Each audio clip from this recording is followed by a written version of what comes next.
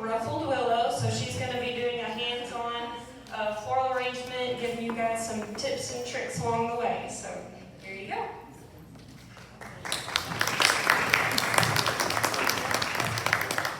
Okay, let me see if I have this thing working right. Now here we are. Okay. Hi, I'm Danielle. I'm the owner and lead designer at Ruffled Willow. We're located out of Hopkinsville, Kentucky. We also travel for events. We've gone to South Dakota before, of course Nashville, Paducah, and Murray, quite a bit. In 2019, we opened Ruffled Willow. So we primarily did weddings and events back then. So that was our focus. And then from there, we just saw a need in our community for a florist that wasn't your typical florist. And I say that in the greatest way to all retail florists, because now owning a retail shop for 2 years, it is hard, y'all. So I give major props to anyone who owns a small business and anybody who works in retail, because it is difficult, but it is also fun, and we get to see our clients and learn about their lives and all the little moments and the big moments and the sad moments that they have. We kind of get to celebrate and go through it with them. So I do love the retail world, but weddings and events are definitely my passion, and that's where we got started. So what we're going to do today is I'm going to make a arrangement, sort of in the style that we do at Ruffled Willow, which is more of a garden gathered, organic, freestyle form instead of more of a structured retail arrangement. And one of the things that we learned with the retail space is how different those types of arrangements are. Where a retail arrangement, when you order something for a friend for a birthday, you want it to last a long time, you want them to see it open. Where in the event world, you want it at its peak, at its openness, the day of the wedding. So I'm going to teach you a couple little tricks that we have and kind of go through that with you. And please feel free to ask questions if you have any questions while I'm talking. The first thing we're going to talk about is our vessel and different techniques that people use. One of the techniques that we use, or most everybody uses, is flower foam. It is not great for the environment, so we try not to use this, but sometimes in the event world it's necessary. When we have an outside event, when we've got heat and things like that, we want to make sure that our flowers stay good and hydrated.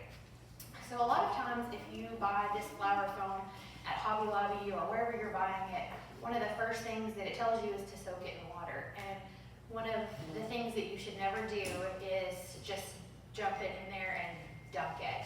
It has these porous in the back, and it's just supposed to soak it up. So you never want to push it down, because that creates air bubbles, and you'll be able to see that when you cut into them, where the water doesn't soak up in your oasis. So if you ever do that, let's say this is full of water, obviously it's not, but you will just want it to set in there and it'll soak it up on its own. You don't want to push it down. So we're going to use this block of oasis, and I forgot my knife, so we're just going to chop it and use it in our vessel.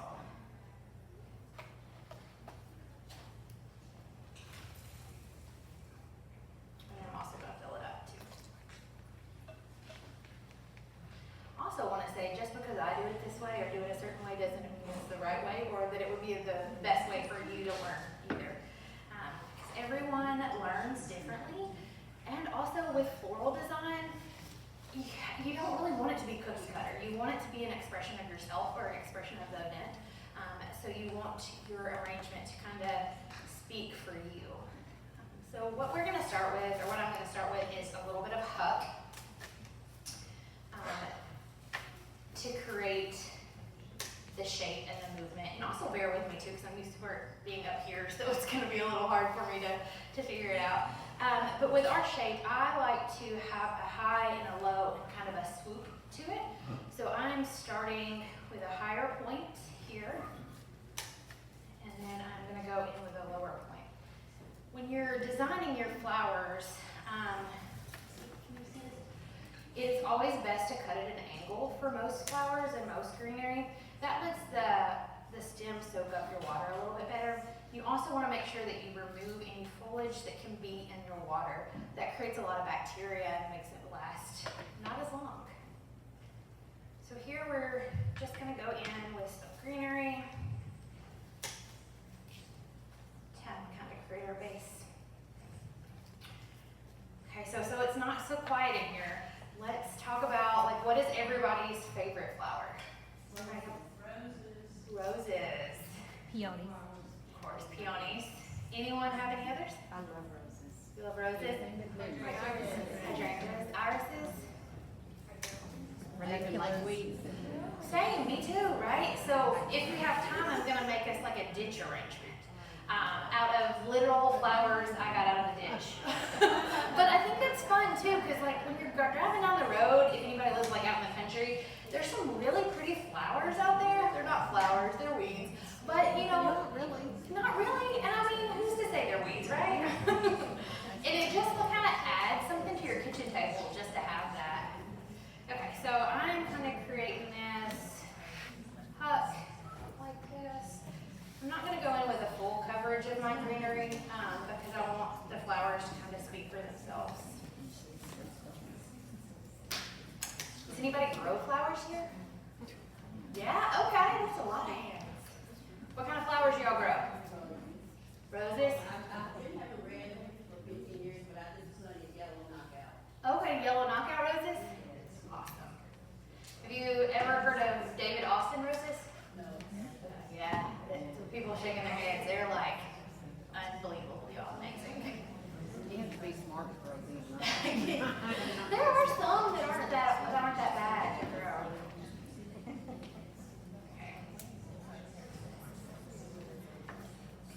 Also, while we're talking, well, it just stopped, but there's also a slideshow of the weddings we've done.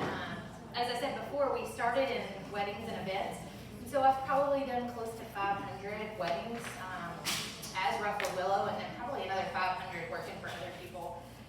I'm really passionate about weddings. I love weddings. I love speaking to other people's love stories and bringing like their vision to life. I really love that. So, okay.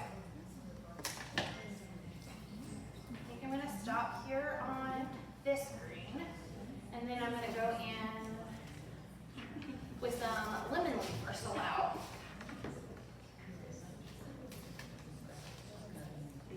Lemon leaf. Is this for wedding? Would it be? This would probably be, yeah, this is a vessel that we use a lot for a wedding, so it would be typically more for a wedding. But we, our retail store kind of gravitates towards that like organic kind of look too. So we would sell something like this at our store too. It just might not sell as quickly.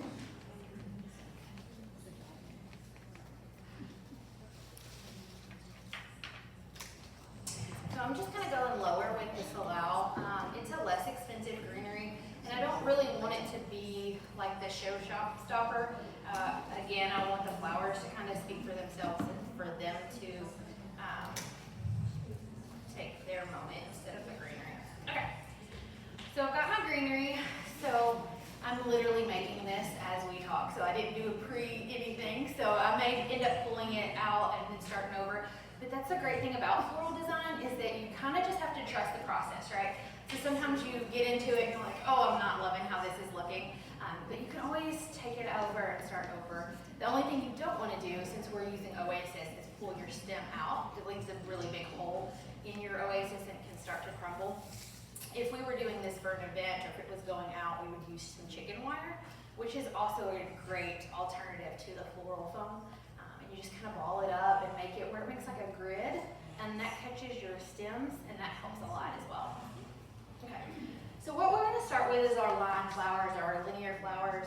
I've got some local grown snapdragons here.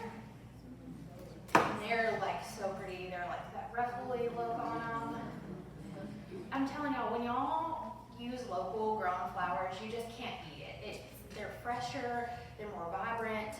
You're not having to have them shipped in. They don't have to go through processing like that. We work with a local co-op called Southern Kentucky Floral Exchange. It's out of Bowling Green.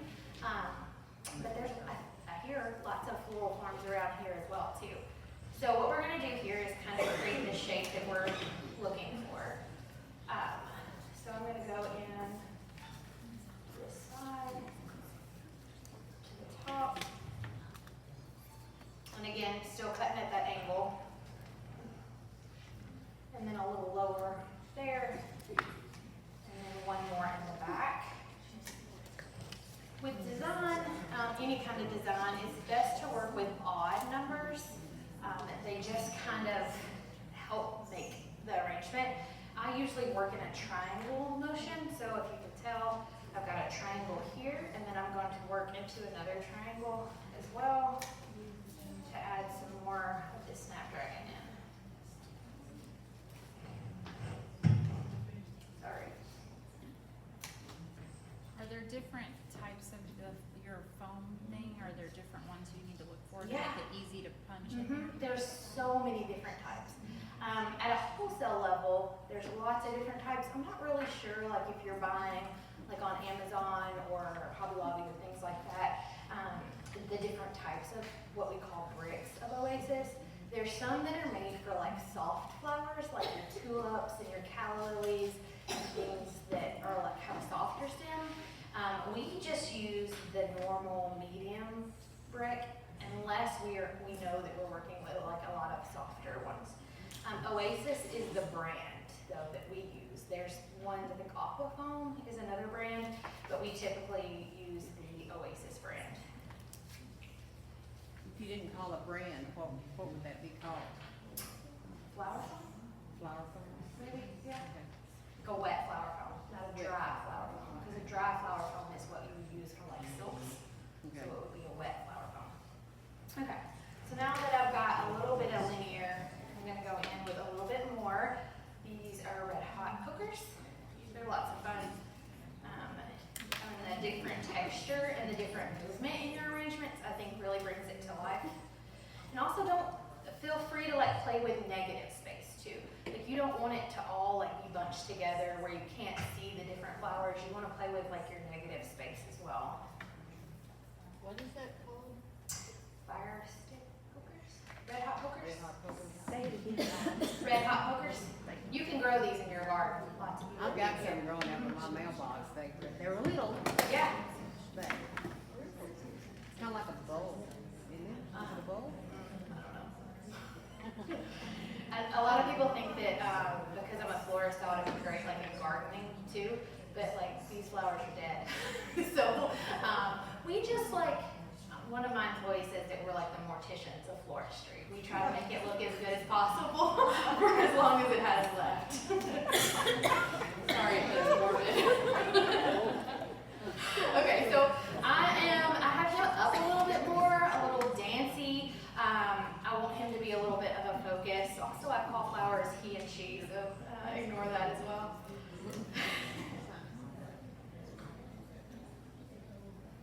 Okay, I'm going to start with 3, but I may come back for some more too.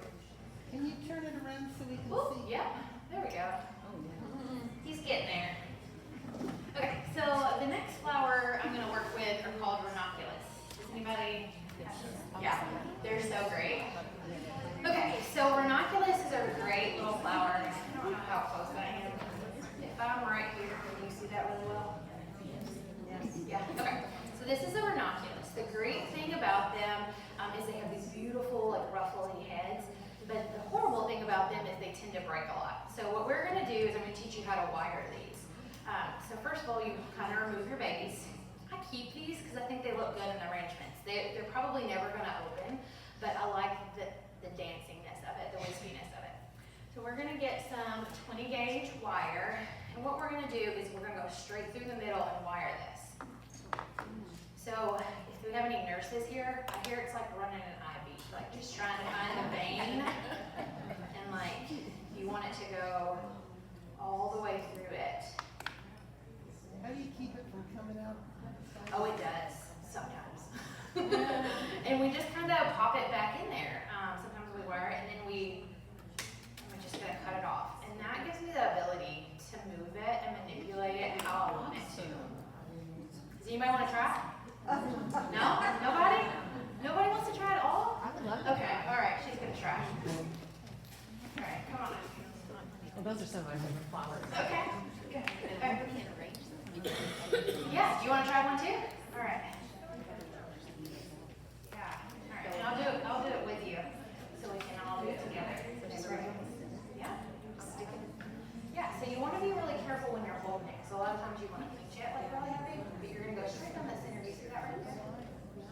Straight down that center, and you're almost like just feel it. You don't even have to like.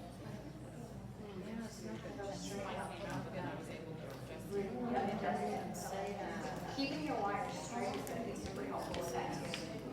Can you give it a shot? Yeah. Oh, okay. I don't do that many articles. I'm hearing the recording. Yeah, so you're just going to go straight through that middle. The straighter you can keep your wires, the better. You want to give it a shot? All right.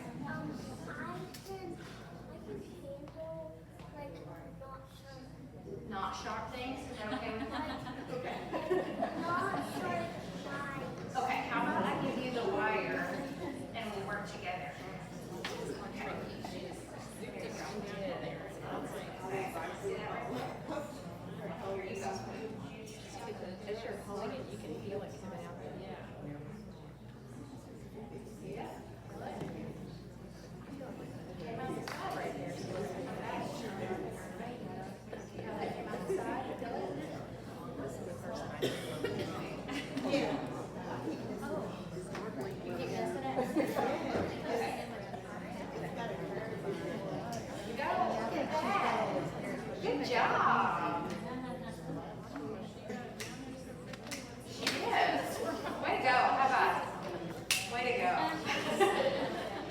Yeah. Okay. So if you're still where is it? Oh, that's perfect. You don't want it. You don't have. It doesn't have to go all the way down. You got it. All right. Okay. See this? A bend and a bend. That's probably a little bit. I was looking at the video and I'm like, So let you get you a little bit straighter wire. And try that again. Straight down. Straight up. Yeah, just kind of feel for it. You don't even have to look at it, just feel. Okay, so now the side. There we go.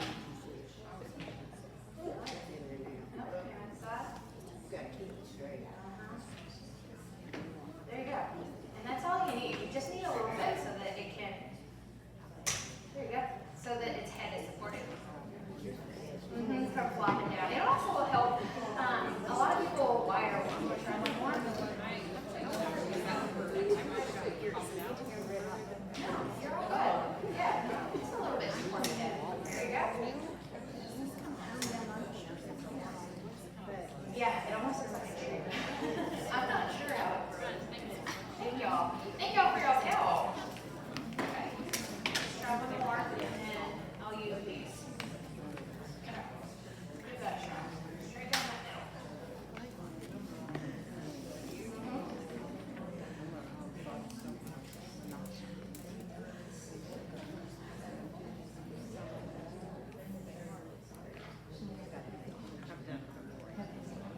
Get it?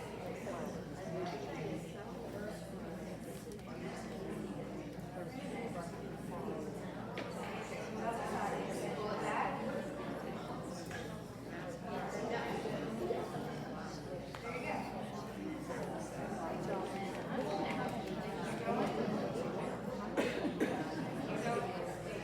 Yeah.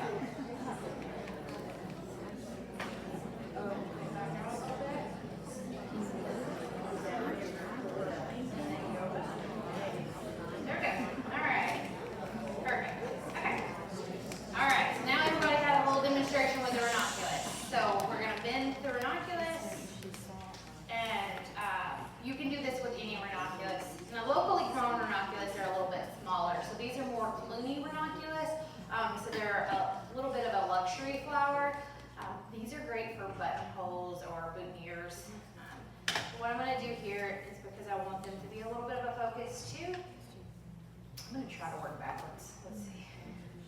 I'm going to remove all the greens on here again. And then I'm going to I'm following the shape and the line of the original design I started with. I started with my huck and went in that kind of loop U-shaped design, and then with my linears, and now I'm going in with some focal flowers that way as well.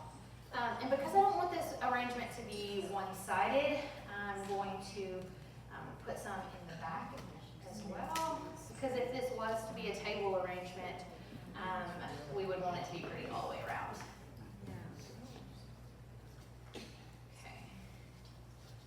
Okay. So for every new flower, you just keep the triangle thing, is that what you? Yeah, You have to kind of keep the same triangle movement. There's a triangle here, and then there's a triangle here. Okay. Next, I'm going to go in with a little bit of stock. Now, this is locally grown, and it smells so good. This is local grown stock. It's in a magenta color, and I'm going to use it to kind of fill some void in here. Stock. And with the stock, you'll want to remove this. This tends to wilt or look wilty, so you'll want to remove that so that it doesn't look as if it's wilting. When you're using Oasis, you definitely want to make sure that your flower is not only in the Oasis, but like really good and deep in there, and that way your flower is drinking and hydrating. When you receive an arrangement, making sure that you change the water daily or every other day will help the longevity of your arrangement as well.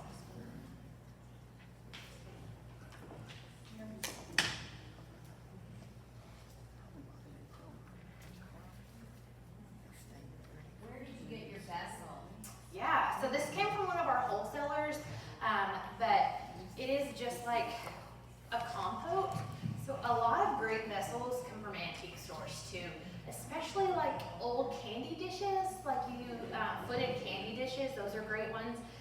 This brand in particular is called Accent Decor. It's a wholesale only brand, but sometimes you can find them like on Amazon. Somebody reselling on Amazon. Okay. I'm also really bad about cleaning up after myself, so since it's not my space, I'm going to clean up just a tad bit. Okay, so the next thing I'm going to go in with is some Free Spirit roses. And they've got like this beautiful color. They smell really good too. So all the roses, when they come packed, they have these guard petals on there. And so what you want to do is just remove those little guard petals and just pull those off. And then that creates that. Now I'm going to show you a couple little tricks on how to open your roses, how to get them from like a tight rose to more of an open rose. And you don't want to do this if you're, say, if you have an event on Saturday and you're making your arrangements on Wednesday. You'll want to do this if like you're having an event on Saturday and you're making your arrangements on Saturday and you want them to be opened. So one of the things that you can do is take your rose, just give it a little twirl like this, and that takes your rose and then a little rose CPR, so like blowing hot air in it and opening it up. We'll take your rose from like that tight look to that more open look. And another thing you can do, we do this a lot with wedding work, is called reflexing. So you just take your finger and your thumb and you reflex those petals back, and it opens the rose so that it almost turns it into a whole different shape. You can reflex tulips, lots of other things. The thing you want to be careful with is sometimes touching petals on certain varieties of roses can bruise the roses. Especially with like white flowers, they bruise really easily. But white roses tend to open up really well on their own, so you don't really have to do that. But if you can tell, that changes the shape dramatically of your rose to more of an open look to a little bit closed up look. Both are pretty. Like this one's gorgeous on its own. You didn't need to do that. But if you're just looking to elevate your design a little bit more, this is a great way to do that. So with my roses, I'm going to use these in here. I'm going to tuck them in, and I also want them to be focal. So I want them to be a little bit of both. Remember to remove those guard petals.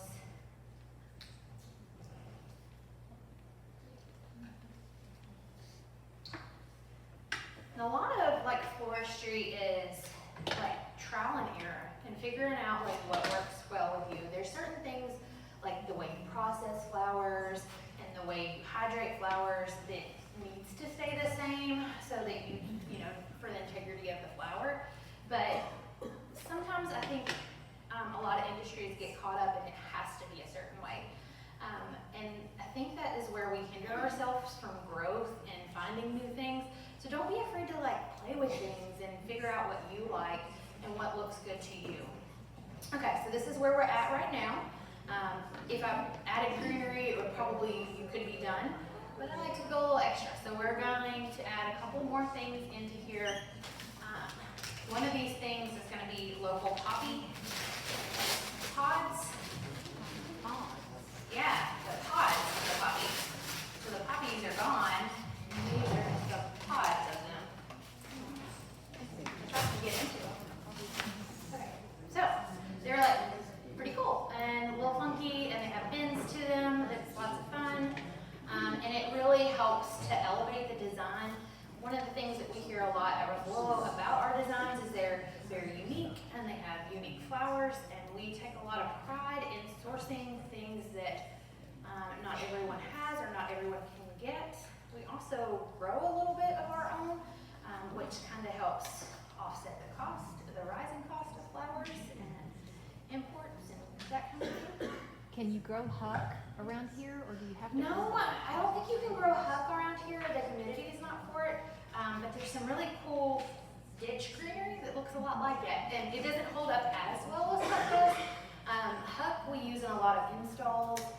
There's a screen going, and every once in a while they'll show like some big install pictures.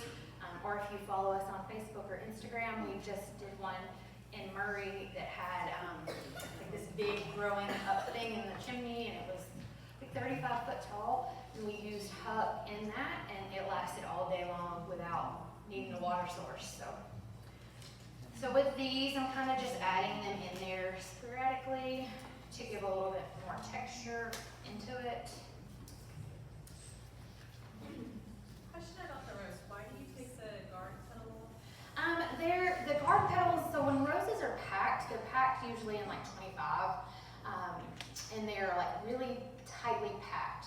And so the garden petals are usually damaged. Like you can see, like this one has like tear in it. So you just take the garden petals off just to show the more beauty of the rose.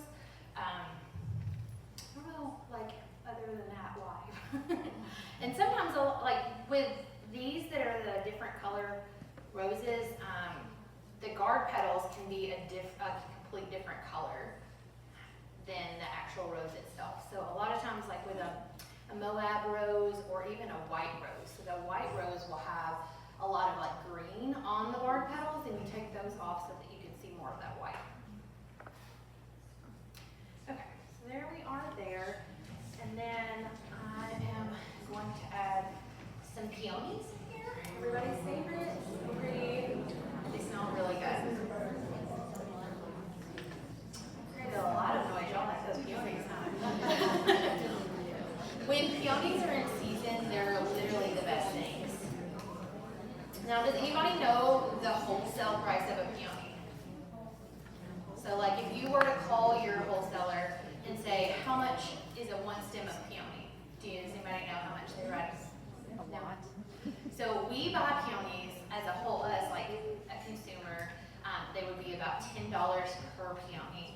They cost us about $5 every time we get a peony. So next time you call and get a peony from your florist, know that that is why. And a lot of the reasons why is because peonies only bloom one time a year. And when they bloom, they take a lot of time.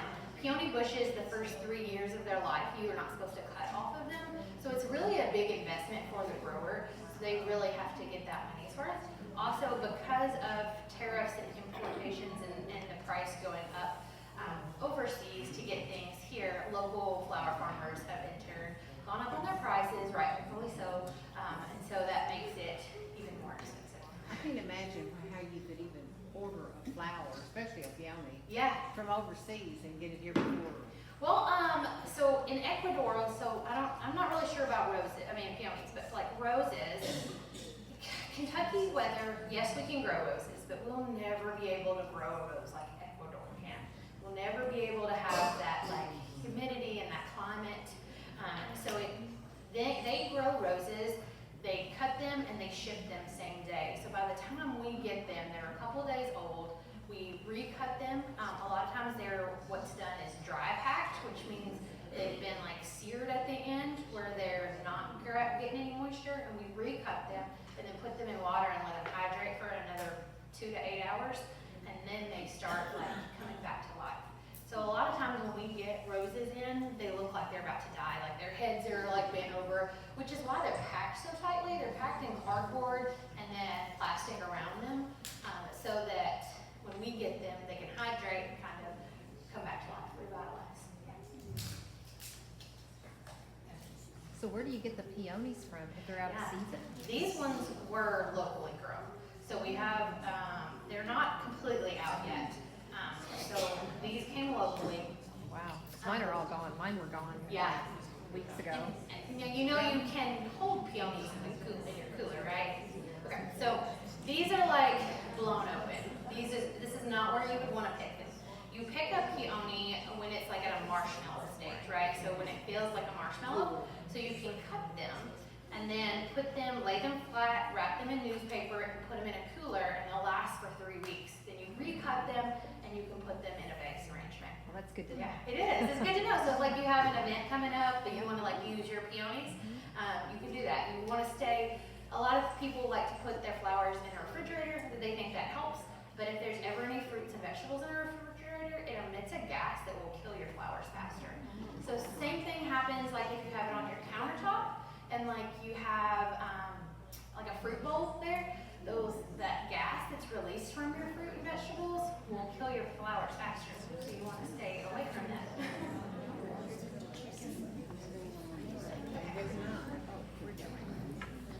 All right.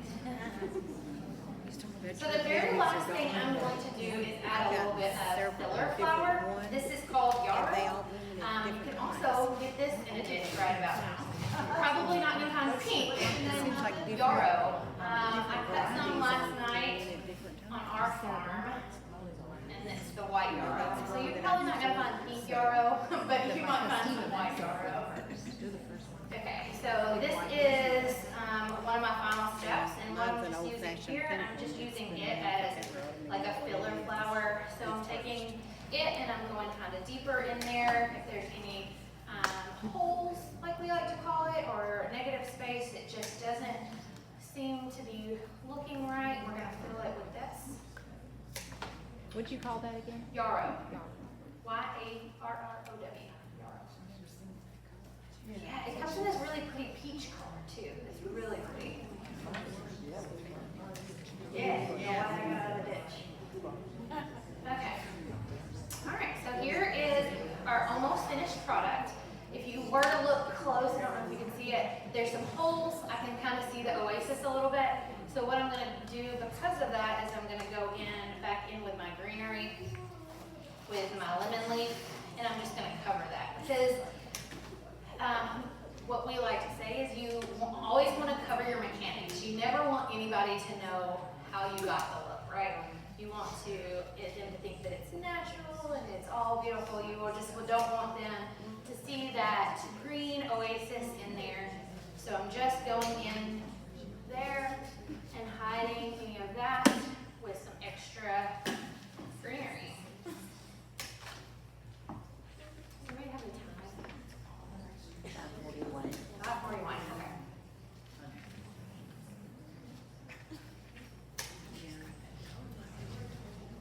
Okay. So that is our final product.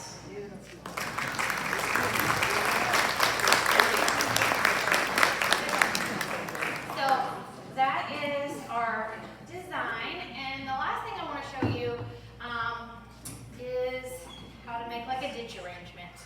So let's say you're having some quick friends over, your countertop looks bare, and you just want to make some quick things.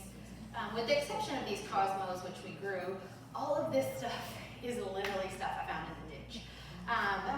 So what we're going to do is we're going to see if we can make it look pretty. pretty. We might not be able to, but what I'm gonna do is try to create a grid out of this container and the greenery so that my flowers will be good.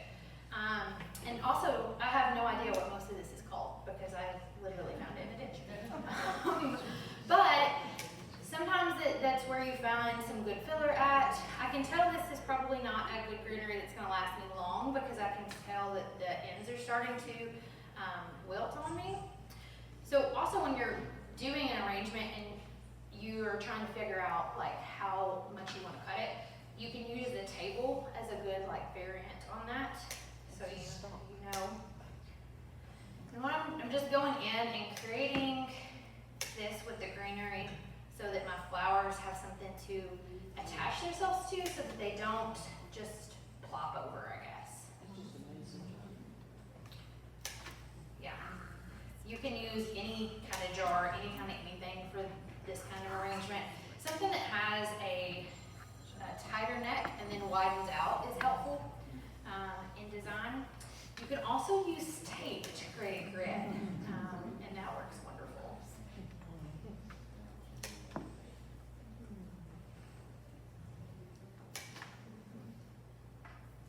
So has anybody ever wanted to go into like floristry or floral design or be a florist or anything? A couple of y'all?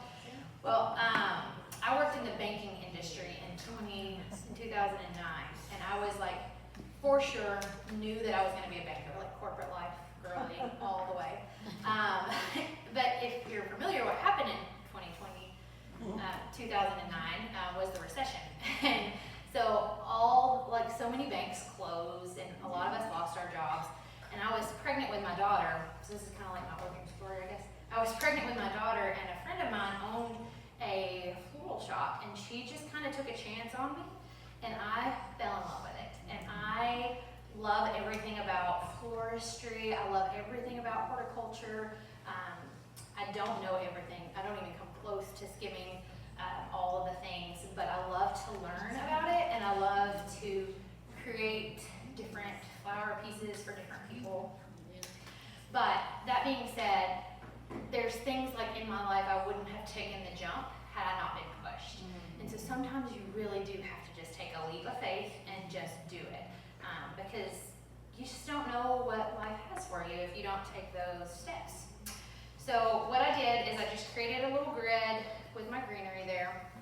And then I'm gonna search through my pile of road stuff and see what else I have in there. So I've got some Saladejo, which is Kentucky's flower. So I'm gonna put him in there. Now y'all don't judge this one too much, because again, I found it in a ditch.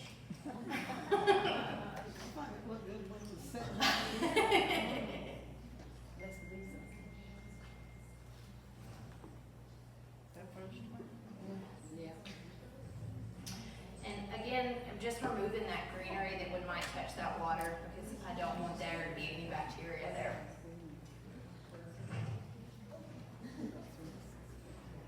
While I'm making this one, does anybody have any questions?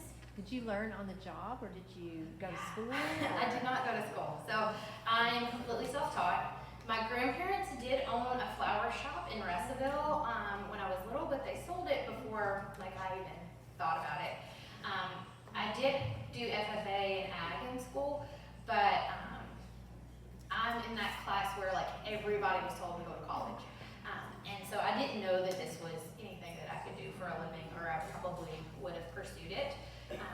But then I kind of fell into it, and I fell into the wedding industry, and like I said, I love it. I loved everything about it. And so then I did take some classes. I took some classes online, and then I took some in-house classes. But really, it's just playing with it and figuring out what works and what doesn't work. Okay, so then I'm going to go in with that yarrow, kind of like I did before, and add a little bit here and a little bit there. Any other questions? Questions are good, guys. They keep occupied. I kept letting those little white flowers with the yellow center. Yeah. They were weeds. Right? They were the first thing that popped up in the spring, and I kept leaving them instead of pulling them out. And my son, there one day and he says, why are you leaving these weeds? They're They're pretty. so pretty, yeah. They're blooming, nothing else is. Yes. We were hoping that some black-eyed Susans would be out, but it's a little early where we are. We went to Nashville and we saw a couple on the way there, but they're at a different growing zone than we are, so they've got a little bit more time there. I think those are white ones. Are they called comfrey? Comfrey? Cambrina? C-O-M-P-F-R-E-Y? Not sure. Yeah, this one is Queen's Antlers. Yeah. I'm not sure about these. Do you have a question back there? I just wondering what Queen Anne's lace is compared to Yarrow. Yeah, okay, and so I'm glad you brought up Queen's Anne's lace, because has anybody ever heard of hemlock? Yes. Yeah, okay, so you want to be real careful with hemlock and Queen's Anne lace. So this is Queen's Anne lace. It has a really pretty green stem. If you're ever in the ditch and you're looking for Queen's Anne's lace and it has purple, stay away from it. That is hemlock and it is poisonous. It's almost like an acid, so you do not want to get it. A lot of times with Queen's Anne lace too, lots of chiggers and spiders will get in there, so if you're cutting that, just give it a big hard shake before you bring it into your house. Yeah, nobody wants chiggers. Queen's Anne lace is such a pretty flower. I love for it to like dance. I just think that it just is so organic looking and can just dance.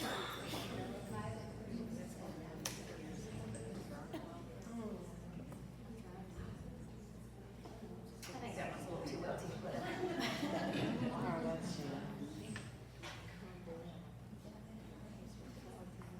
Oh, yeah, that's pretty. it's a little something. This is a great way to just have fun and to experiment without going and spending a lot of money. And it looks very organic compared to if you just went to like Kroger and got a bouquet. Which I always suggest you go to your local florist and ask them for a hand-tied bouquet or some loose stems if you're wanting to play. Just the quality of flowers that you get at a local florist is going to be very different than what you can get at a big chain. And also supporting local. Okay. I'm just adding these little daisies in here as a little filler.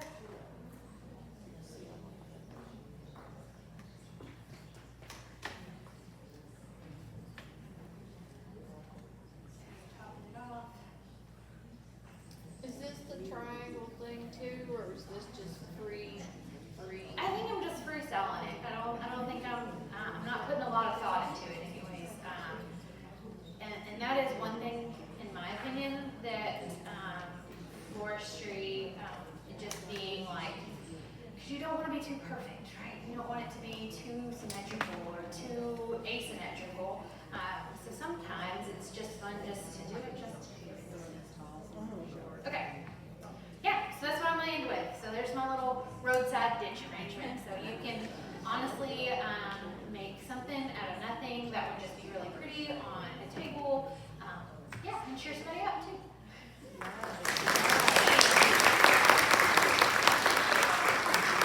Do you guys have any questions while I clean up?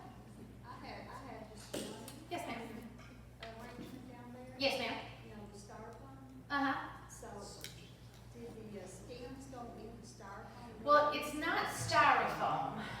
Let me show you. It's like, let me show you both. It feels like styrofoam, but it's an Oasis floral foam. So it's made to absorb your water. So this is what it feels like, but this is what it feels like when you use the water. See how much water that's in there? So it's made specifically for fresh flowers. You can get some that's called dry foam, and that's made more for silk flowers. Anybody else want to see this? How long does it take to get to that stage? From this? Yeah. Okay, so it depends on the type of Oasis or the type of flower foam you get. This type is like a quick set, so it probably takes, we like to give it like 10 minutes. I mean, it probably does it faster, but just so that we know that there's no like water in there staying in there, we usually give it about 10 minutes.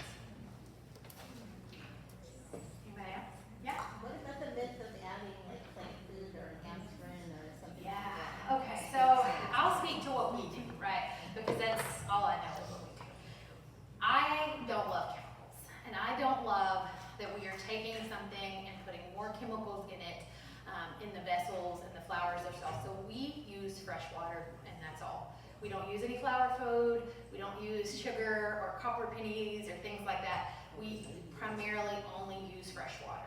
Now on events, we use Crown and Glory, and it's like, I call it like a Botox for flowers, so it like preserves them. So whatever state they're in at the moment, that Crown and Glory preserves it for them. You say fresh water, Yeah, fresh water. tap water? Yeah. I will say my husband works for the local utility department in Hopkinsville, so we use fresh tap water. It's one of the cleanest in Kentucky. Well, I mean, it's got, you know, it's got, Right, it does have like the, I think fluoride and some different minerals added to that tap water, so. does it have chlorine and stuff in it too? I'm not sure on that one, I don't know if it has, what it has in it. Now, now you will say, some people swear that distilled water is the way to go.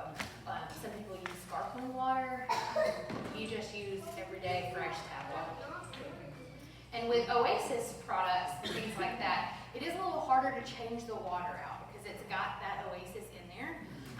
So a lot of times we kind of just lift it up like that and have somebody pour that water out and then change it again. Where it gets complicated is if you've taped it down or used any chickenware, and then you just want to put that old water out as easy as you can and then put new fresh water in. But it is really easy to do that in a vessel like this where you can just pour it out and pour some more in it. Any others? No? Thank y'all so much for letting me help.